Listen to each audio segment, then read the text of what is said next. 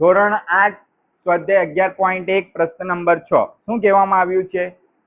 જો એક વાહનના પ્રતિકૃતિમાં તેના કુવા સ્તંભની ઊંચાઈ 9 સેમી છે, એટલે જે 9 સેમી આપ્યા ચોપડીમાં 9 સેમી આપ્યા છે, પરંતુ એ ભૂલ છે.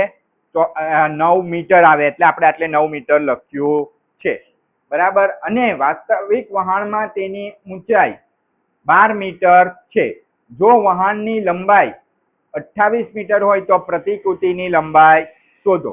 તો આટલે આપણે પહેલા પ્રતિકૃતિની લંબાઈ લખી દઈએ. પ્રતિકૃતિની લંબાઈ ને વાસ્તવિક લંબાઈ વહાણની વાસ્તવિક લંબાઈ. ચાલો, આટલું થઈ ગયું. ધ્યાન આપજો દરેક જણ, બરાબર. પ્રતિકૃતિની લંબાઈ કેટલી છે? 9 મીટર છે. ત્યારે વાસ્તવિક વહાણની ઊંચાઈ વાસ્તવિક વહાણની ઊંચાઈ છે. શું છે આ? ઊંચાઈ છે. ઊંચાઈ કેટલા મીટર છે? ઊંચાઈ છે 12 મીટર. કેટલા મીટર છે? 12 મીટર.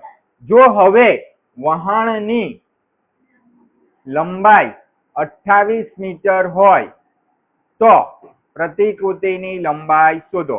એટલે કે વહાણની ઊંચાઈ એ 28 મીટર હોય તો પ્રતિકૃતિની લંબાઈ શું કરવાની છે?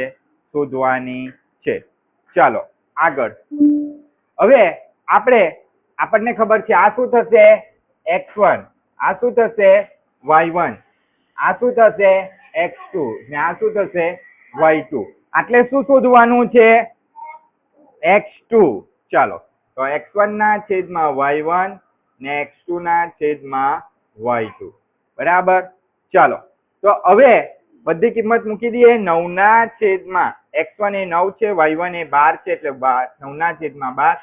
x2 શોધવાના છે ને y2 કેટલા આપ્યા છે? 28. ચાલો, તો હવે ધ્યાન આપજો. ધ્યાન આપો દરેક જણ, બરાબર. ચાલો, તો ચોકડી ગુણાકાર કોણ કરાવશે? ચોકડી ગુણાકાર બોલો. ચોકડી ગુણાકાર કોણ કરાવશે? બધાને આવડવું જોઈએ. હા બોલો. હા, 28 ગુણ્યા 9. 28 ગુણ્યા 9. પછી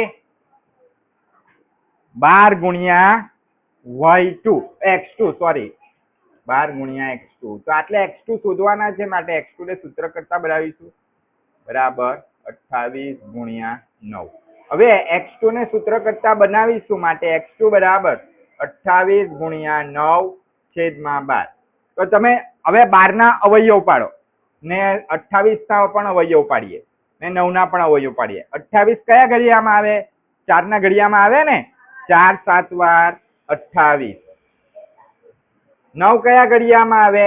3 ના ઘડિયામાં. 3 3 વાર 9 ને 12 કયા ઘડિયામાં આવે? તો 3 ચોકો 12.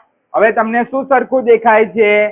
3 3 સરખા છે, 4 4 સરખા છે, બરાબર. ચાલો, તો આટલે ધ્યાન આપજો.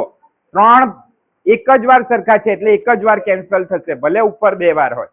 હવે શું આવ્યું? x2 બરાબર 7 3 વાર 21. શું આવી? પ્રતિકૃતિની લંબાઈ કેટલી આવી? 21